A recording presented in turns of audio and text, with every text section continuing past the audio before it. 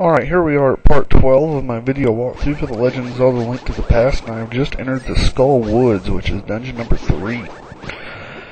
Now, you notice I'm actually still on the world map. This dungeon kind of sprawls across the world map as much as it does being in the dungeon.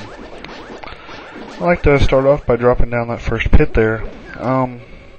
The way the flow of this dungeon goes is you go down various pits or passages to get into various parts of the dungeon, but I'm not sure if it's even possible to go all the way through the entire dungeon in one concurrent setting, just due to the way the passages are arranged.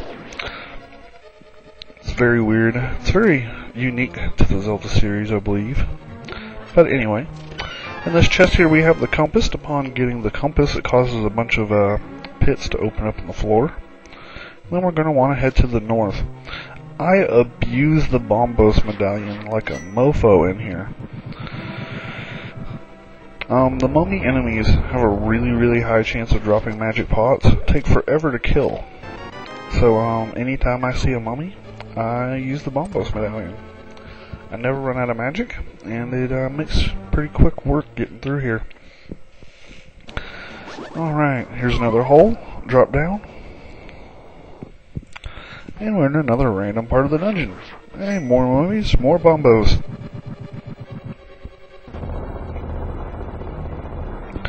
Also, one thing you should be warned of is on pretty much every single screen of this dungeon, the wall grabber is there. Which is the funky little hand that tries to grab you and pull you back to the beginning of the dungeon. He's very annoying. Try to avoid him as best you can. I really hate the red crystal ones. Hit the star switch to come over here so we can grab the map. We now have the map and the compass. Time to grab the big key. Gotta leave the dungeon again. And the big key is in another part. What we're gonna want to do is kind of work our way like we're headed toward the Master Sword. And over here we'll have the other dungeon entrance. There's kind of three parts to this dungeon. I'll call this the middle part.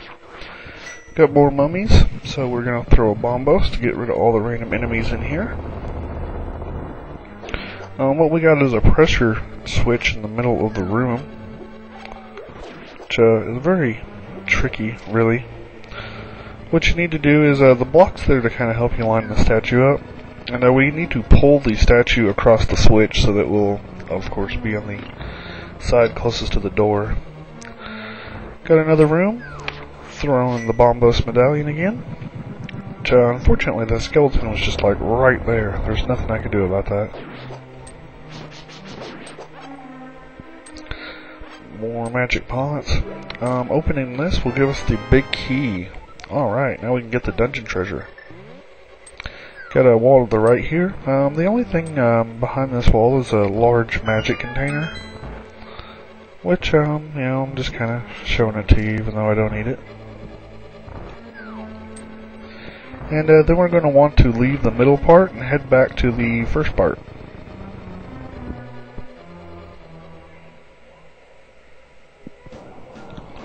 If you remember where the heart container was located in the light world, we're going to want to drop down that same path to get to the dungeon treasure. Lots of little skull pots here. Watch out for the little blue and red sparky thing. It follows the pots around, so as you remove the pots it makes its path shorter. Bomb open the left wall here. Make sure to hit one of the star switches before coming over here. Pull the switch and it'll open up the wall, which leads us to a couple worm enemies and the dungeon treasure, which is the fire rod. Now we have both the fire and the ice rod. That's necessary for the 7th dungeon. It's necessary to get into the 3rd part of this dungeon, but other than that it's not required. Now that we have the dungeon treasure, it's time to head to the 3rd part of the dungeon, which we have to pass through the middle part to get to the 3rd part, which is one of the reasons I call it the middle part.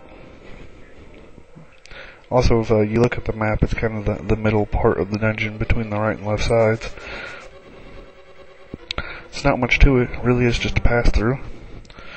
If you want to fully explore the middle part, you have to drop down another path, but there's nothing important in any of the rooms. But I'm going to go ahead and show you just for sake of doing it.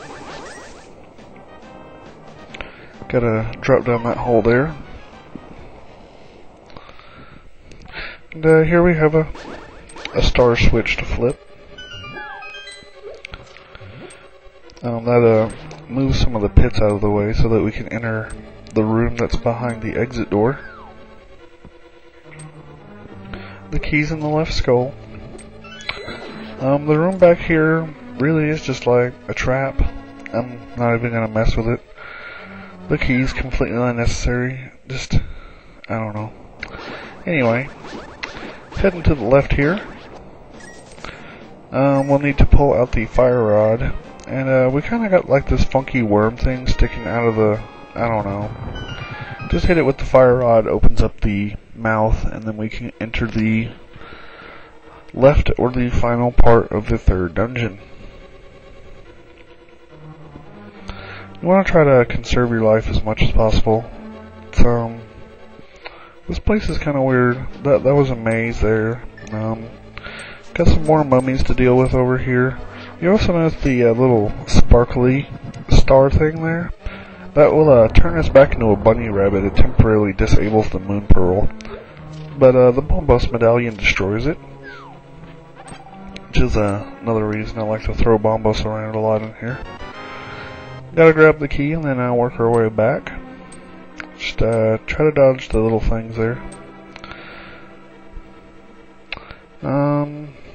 Not much to describe there.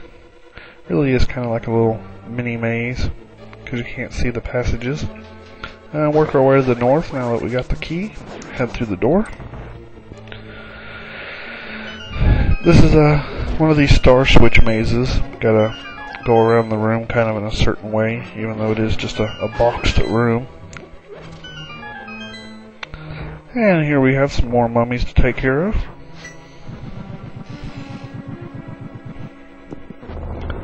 Gonna have to light all of the torches in this room to open the door, I think. Which, it's not too big of a deal. I missed one of the mummies, unfortunately. As you can see, they have tons and tons of hit points. It's just, like, ridiculous. Alright, 3 of these we can hit with the lamp, and one of them we can't. What I'm doing here is waiting on the wall grabber so he doesn't accidentally catch me while I'm working. 2, 3. For the third one, we're going to have to use the fire rod. There we go. Got another tiny room with a bunch of stupid crap in it. Just throw bombos, get rid of all of it. That way we ain't got to worry about it. There we go. What we need to do is cut the grass there, the middle of the top, to pass on. Again, more stupid enemies. Just blow them away.